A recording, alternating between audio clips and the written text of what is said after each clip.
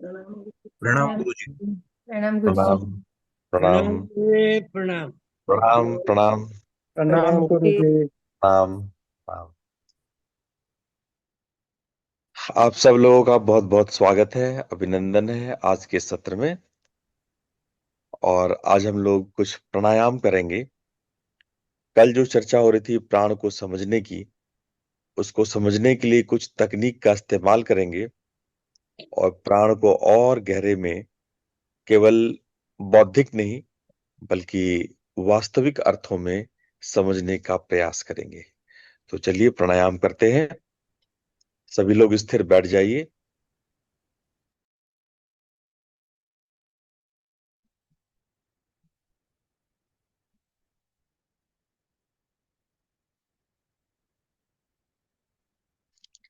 आपकी रीढ़ की हड्डी बिल्कुल सीधी है।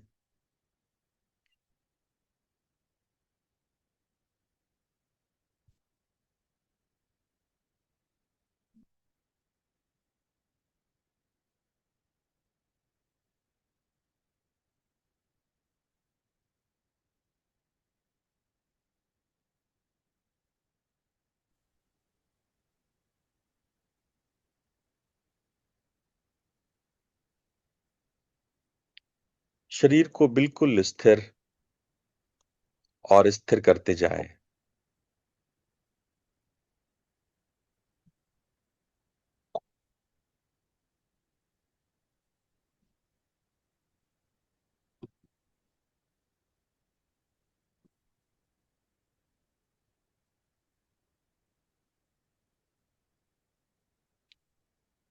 आपका शरीर चट्टान की भांति बिल्कुल स्थिर है।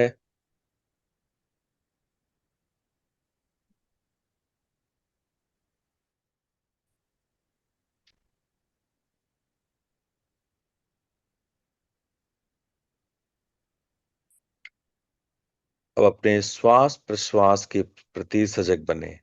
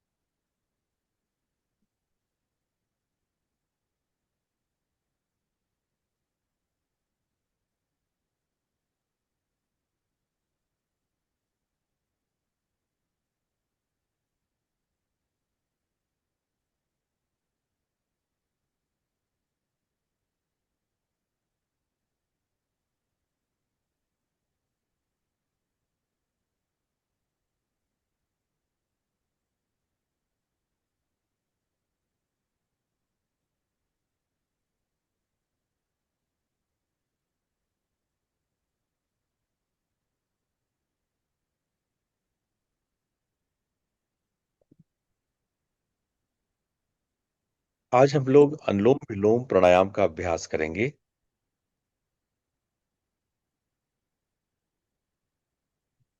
अनुलोम विलोम प्राणायाम,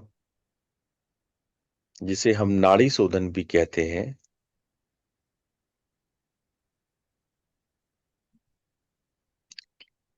उसके लिए आपको दाहिने नाक से श्वास लेना है तो बाएं से छोड़ना है, फिर बाएं से लेना है तो दाहिने से छोड़ना है। यानी एक तरफ से श्वास लेना है तो दूसरी तरफ से श्वास छोड़ना है। ऐसा बारी बारी से करते रहें। चलिए अभ्यास का आरंभ करते हैं। अपने हाथ को नासिका पे रखिए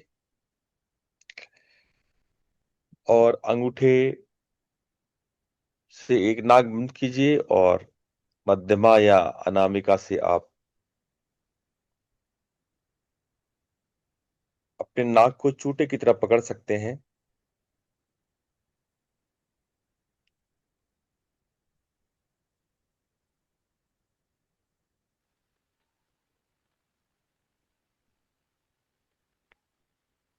आप एक तरफ से लेंगे, दूसरी तरफ से छोड़ेंगे।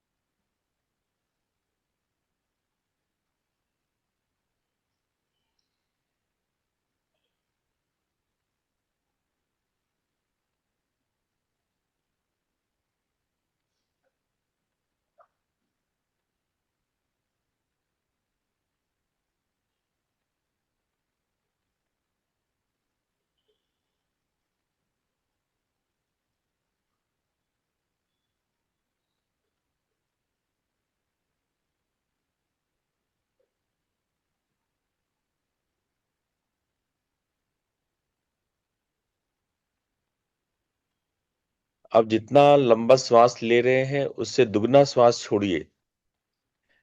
अगर आप श्वास एक तरफ से लेते हैं, दाएं या बाएं तरफ से, तो दुगने समय में श्वास छोड़िए।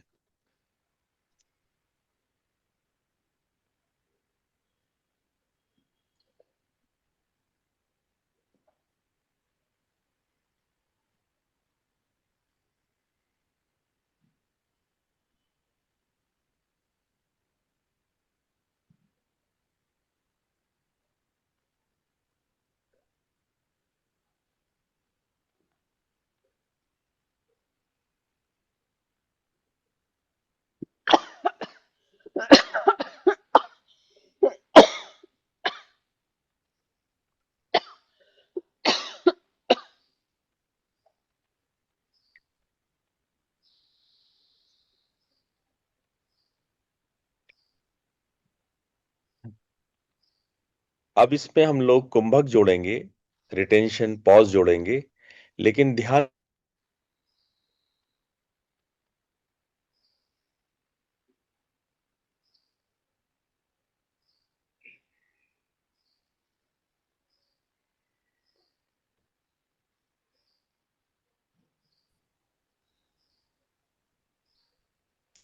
बाकी लोग श्वासांतराल को थोड़ा प्रयास करके रोकेंगे।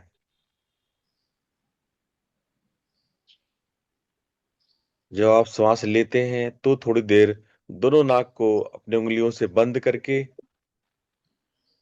कुछ सेकंड श्वास रोकिए, फिर लंबा गहरा श्वास छोड़िए। श्वास की लंबाई श्वास लेने से दुगनी होनी चाहिए। श्वास छोड़ना, exhalation, should be double longer than inhalation.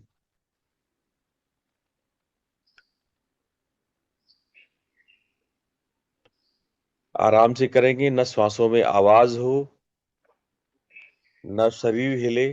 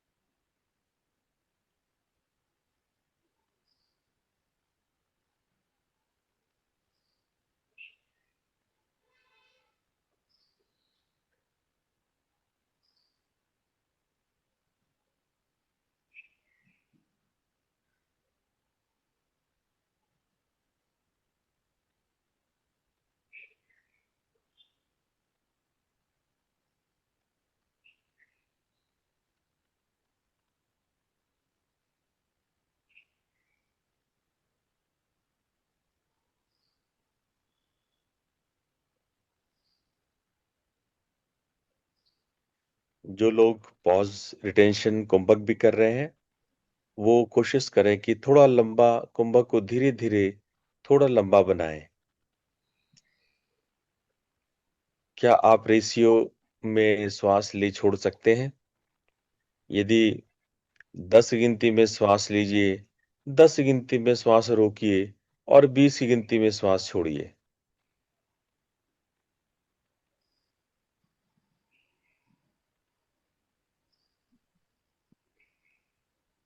जब आपको ऐसा लगे कि आपका हाथ थक रहा है, तो दूसरे हाथ को अपने बाह के नीचे टिका दीजिए और सहारा दे करके कीजिए, या अपने दाएं हाथ या बाएं हाथ को बदल सकते हैं।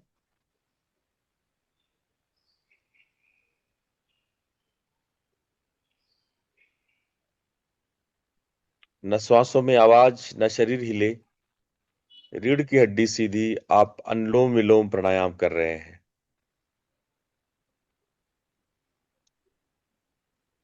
एक तरफ से श्वास लेते हैं, दूसरी तरफ से छोड़ते हैं। जिस तरफ से छोड़ते हैं उसी तरफ से श्वास लेते हैं।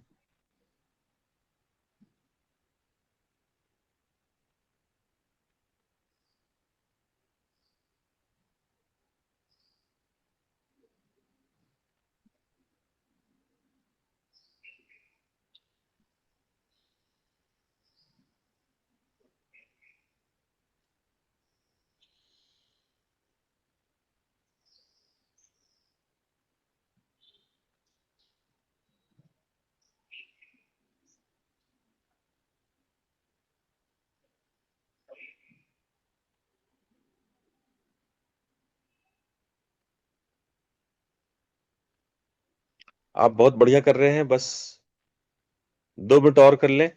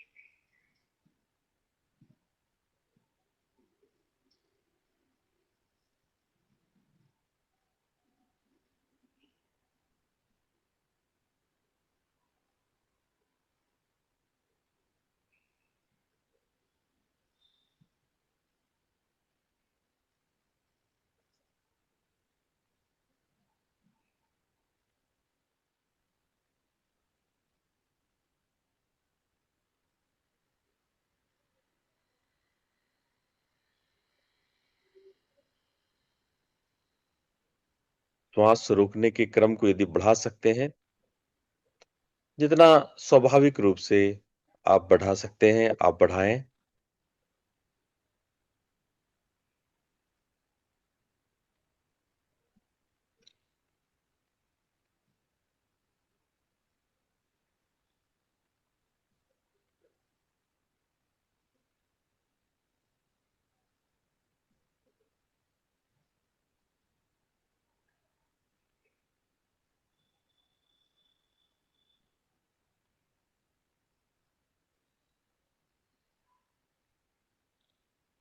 अपने ध्यान को आज्ञा चक्र पे रखें।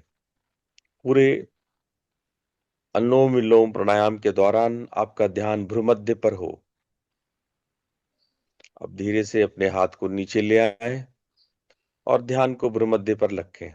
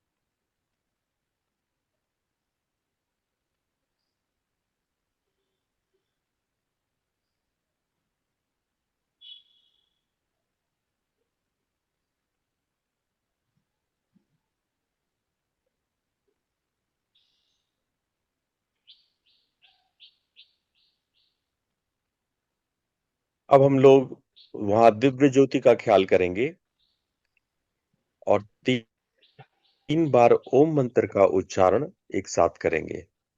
बाद में शांति पाठ भी। लंबा गहरा श्वास लीजिए। ओ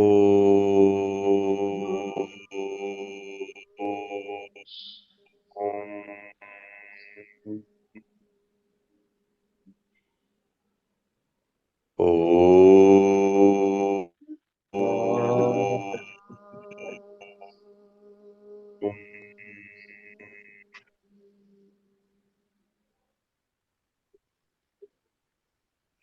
ओम।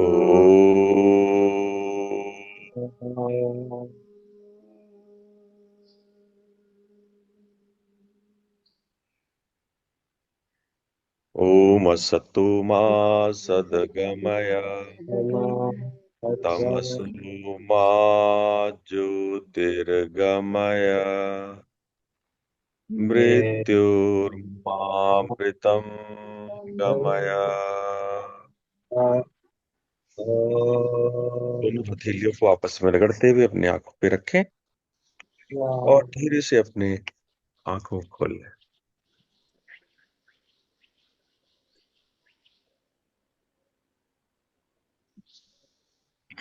अब आइए अनुलोम विलोम के विषय में थोड़ा और समझेंगे।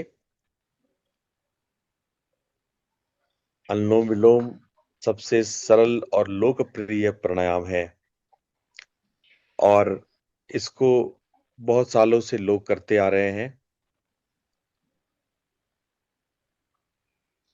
अष्टांग योग में प्राणायाम चौथा पाठ है। पहले हम लोग यम नियम,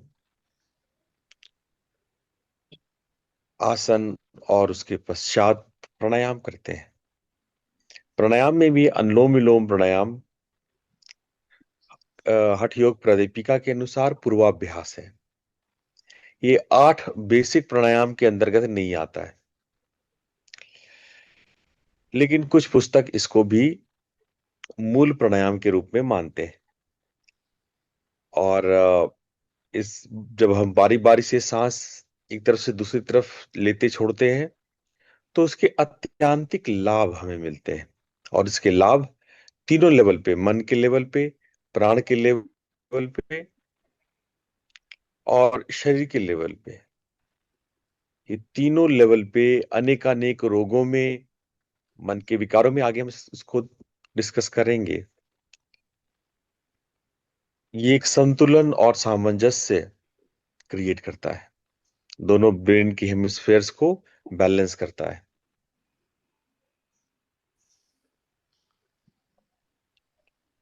तो आज हम लोग थोड़ा अनुलोम विलोम के अर्थ को समझते हैं। अनुलोम विलोम का मतलब होता है, विलोम का मतलब अपोजिट, सीधा और अपोजिट। हम लोग दाएं से बाएं, बाएं से दाएं, दाएं से बाएं, बाएं से दाएं, दाएं से बाएं, यानी हम लोग एक विलोम में जाते हैं। पहले दाएं लेते हैं फिर बाएं छोड़ते हैं। इसी प्रकार से हम प्रैक्टिस करते हैं। और इस अभ्यास से जब हम दायां और बायां एक्सचेंज करते हैं तो हमारा लेफ्ट हेमिस्फीयर ब्रेन और राइट हेमिस्फीयर ब्रेन दोनों बैलेंस होता है। ईड़ा पिंगला में संतुलन होता है। जो बाई नासिका है वो ईड़ा है और दाई पिंगला है। म, तो ईड़ा बैलेंस बैलेंस होता है तो शांत, स्थिर और एकाग्र होता है। ध्यान के लिए मन को तैयार करता है। हर प्रदीपिका में, घृण संहिता में, योग सूत्र में, हर जगह इसका वर्णन आपको मिलता है। अब अनुलोम विलोम का प्राण से कैसे संबंध है, क्योंकि हम ये बताना चाह रहे थे कि इसके द्वारा आप प्राणों को महसूस करते हैं। देखो, श्वास प्राण का प्रमुख और सबसे आसान माध्यम है, जिस वो टूल है जिससे हम प्राणों को समझ सकते हैं। तो जब हम अनुलोम विलोम करते हैं तो कहीं ना कहीं श्वास का प्रवाह के अदल बदल में, ईड़ा पिंगला में जब हम एक्सचेंज कर रहे होते हैं तो हमारी सूक्ष्म सजगता प्राण के प्रवाह को पकड़ सकती है।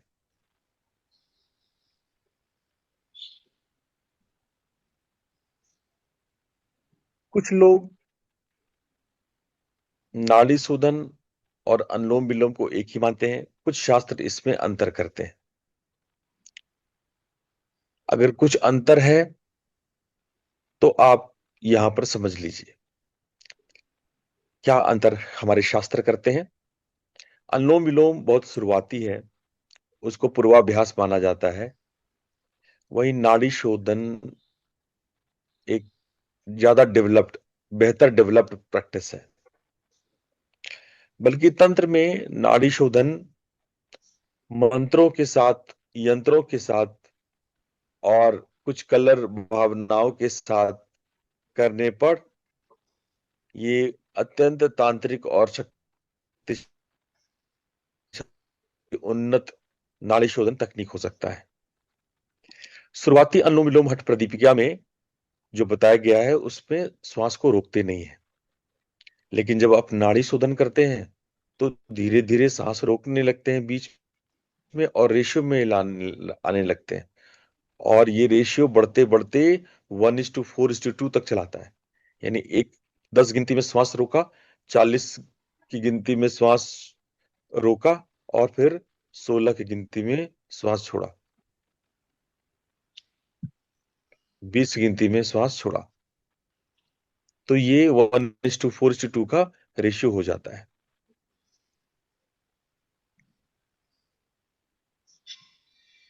तीसरा फर्क है कि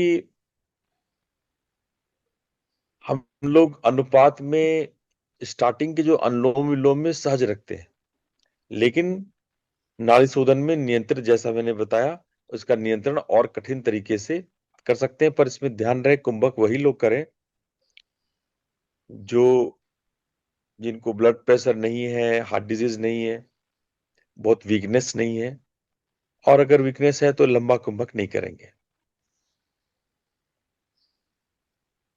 अनुलोम विलोम का उद्देश्य संतुलन है, लेकिन नाड़ी शोधन शुद्धि की क्रिया भी करती है, प्राण शुद्धि भी करती है। और जब आप तांत्रिक नाड़ी शोधन करते हैं तो ये बहुत उन्नत मंत्र और यंत्रों द्वारा बनाया गया प्रैक्टिस है। इसमें आप चेतना के उच्च शिखर को में प्रवेश करते हैं। अनुलोम विलोम तुलनात्मक सरल है, बस आपको बारी बारी से अपनी नासिका बदलते हुए दाएं बाएं करके प्रैक्टिस करनी होती है, लेकिन नाड़ी शोधन धीरे धीरे नियंत्रित होता जाता है और शक्तिशाली होता जाता है। अनुलोम विलोम मोस्टली सबके लिए उपयुक्त है, लेकिन नाड़ी शोधन, क्योंकि इसमें श्वास का कंट्रोल है, तो जैसा मैंने बताया कि रोगियों के लिए, श्वास के रोगियों के लिए, जैसे आगे प्रॉब्लम है, हाई बीपी है, उनको नहीं करना चाहिए। और ये वो धीमे धीमे आराम, कभी कभी क्या होता है लोग बहुत लंबा श्वास रोक लेते हैं तो भी दिक्कत होती है, तो आपको बड़े सावधानी से प्रैक्टिस करनी है। जब आपका का प्रभाव संतुलित रहता है, मानसिक स्थिरता रहती है। बहुत लोग क्या करते हैं, जोर शरीर को आगे पीछे लगते हो, आप बहुत जोर से सांस लेते हैं। ऐसे ऐसे जोर से सांस एकदम आवाज करके नहीं लेना है, एकदम बिल्कुल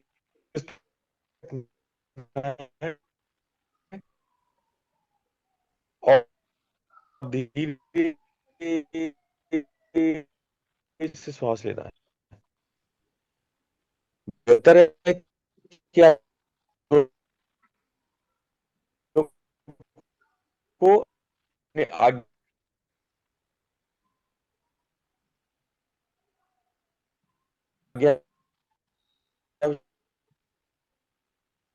चक्र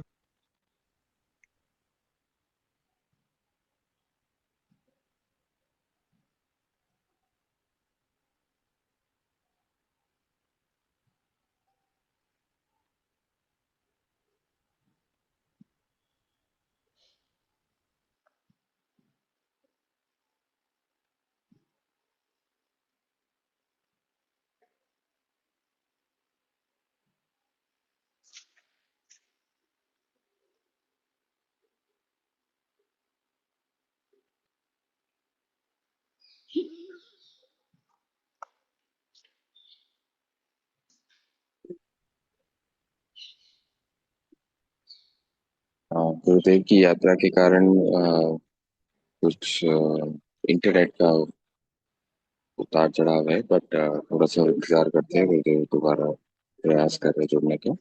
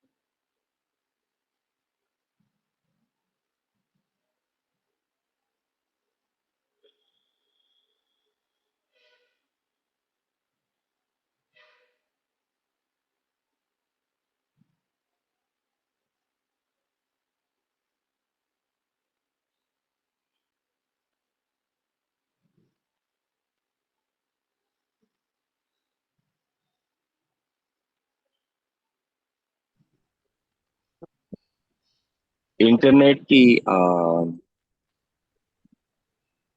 कारण अभी क्लास गुरुजी को ज्वाइन करने में थोड़ी सी परेशानी आ रही है। तो आज ये गंगा जी है, ऋषिकेश में आया हूँ और चाह रहा था कि आज का सत्र हम विराम दें उससे पहले आप सभी लोगों को गंगा मैया का दर्शन करा सकें। ये जानकी पुल है, गंगा जी के किनारे हम बैठे हैं। गंगा जी की आवाज आपको सभी को आ रही होगी।